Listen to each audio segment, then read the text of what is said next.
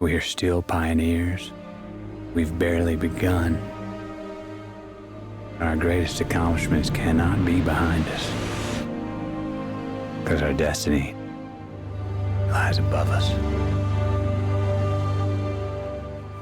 The initial impetus for the project had been to say, why not examine real possibilities? Why not actually look at the real science there?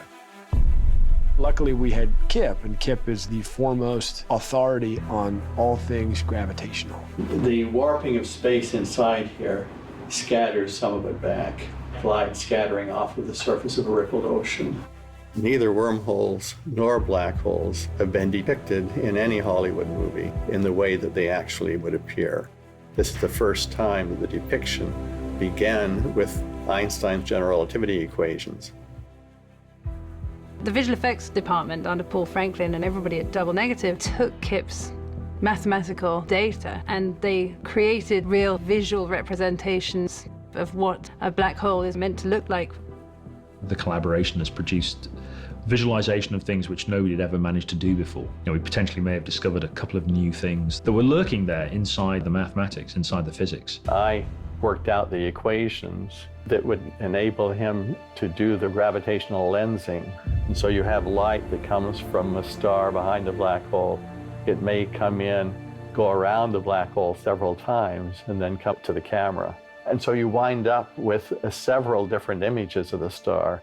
The black hole warps the space so much, it just looks like you're looking at a strange sort of funnel in the sky with this intensely black circle at the middle of it. But the gravity of the black hole draws in all the matter from the surrounding universe. And this spins out into a giant disk around the central sphere. And as it whirls in towards the center, the gas gets hotter and hotter. And this thing, the accretion disk around it, shines brilliantly. And then we found that if you then render this whole thing, you visualize it all through this extraordinary gravitational lens, the gravity twists this glowing disk of gas into weird shapes, and you get this extraordinary sort of rainbow of fire across the top of the black hole.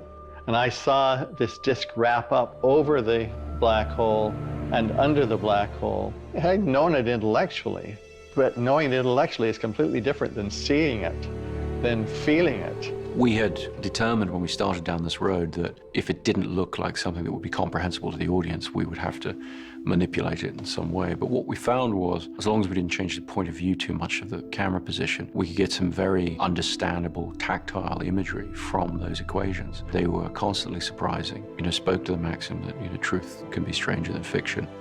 We're going to write several technical papers about this. One aimed at the astrophysics community, and then something for the computer graphics community, saying, here are some things that we've discovered about gravitational lensing by rapidly spinning black holes that we never knew before.